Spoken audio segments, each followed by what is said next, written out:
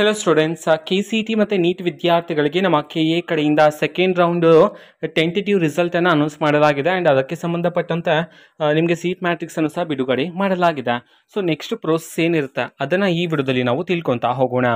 ವಿಡಿಯೋವನ್ನು ಸ್ಟಾರ್ಟ್ ಮಾಡ್ತೀನಿ. ಅದಕ್ಕಿಂತ ಮೊದಲು ನೀವಿನ್ನು ನಮ್ಮ ಚಾನೆಲನ್ನು ಸಬ್ಸ್ಕ್ರೈಬ್ ಮಾಡದೇ ಇದ್ದರೆ ಈ ಕೂಡಲೇ ಸಬ್ಸ್ಕ್ರೈಬ್ ಮಾಡ್ಕೊಳ್ಳಿ. ಈಗ ನಾವು ಇನ್ಫಾರ್ಮೇಷನನ್ನು ತಿಳ್ಕೊತಾ ಹೋಗೋಣ. ಸೊ ನೋಡಿ, ಈಗಾಗಲೇ ಎಲ್ಲರೂ ಸಹ ನೀವು ನಿಮ್ಮ ರಿಸಲ್ಟನ್ನು ಚೆಕ್ ಮಾಡಿದ್ರ ಸೆಕೆಂಡ್ ರೌಂಡ್ ಟೆಂಟೇಟಿವ್ ರಿಸಲ್ಟನ್ನು.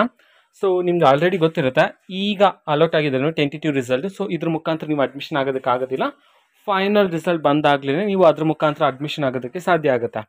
ಸೊ ಫೈನಲ್ ರಿಸಲ್ಟ್ ಯಾವಾಗ ಬರುತ್ತೆ, ಸೊ ನೆಕ್ಸ್ಟ್ ಪ್ರೋಸೆಸ್ ನಿಮಗೆ ಅದೇ ಇರುತ್ತೆ. ಯಾಕೆಂದರೆ ಟೆಂಟೇಟಿವ್ ರಿಸಲ್ಟ್ ಅನೌನ್ಸ್ ಆದ ನಂತರ ಫೈನಲ್ ಸೆಕೆಂಡ್ ರೌಂಡ್ ರಿಸಲ್ಟನ್ನು ಅನೌನ್ಸ್ ಮಾಡ್ತಾರೆ. ಸೊ ಯಾವಾಗ ಅನೌನ್ಸ್ ಮಾಡ್ಬೋದು ಅಂತಂದರೆ, ಸೊ ಇನ್ನು 3 days ಅಥವಾ 4 daysಲ್ಲಿ ಸೊ ನಿಮಗೆ ಸೆಕೆಂಡ್ ರೌಂಡ್ನ ಫೈನಲ್ ರಿಸಲ್ಟನ್ನು ಅನೌನ್ಸ್ ಮಾಡ್ತಕ್ಕಂಥ ಚಾನ್ಸಸ್ ಇರುತ್ತೆ. ಸೊ ನೆಕ್ಸ್ಟ್ ಪ್ರೋಸೆಸ್ ನಿಮಗೆ ಫೈನಲ್ ರಿಸಲ್ಟನ್ನು ಅನೌನ್ಸ್ ಮಾಡೋದಾಗಿರುತ್ತೆ.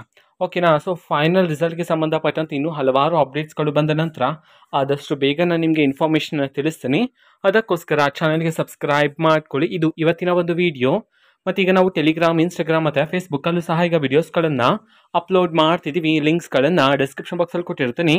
ಕ್ಲಿಕ್ ಮಾಡಿಬಿಟ್ಟು ಫಾಲೋ ಮಾಡಿ. ಓಕೆನಾ. So thank you, bye.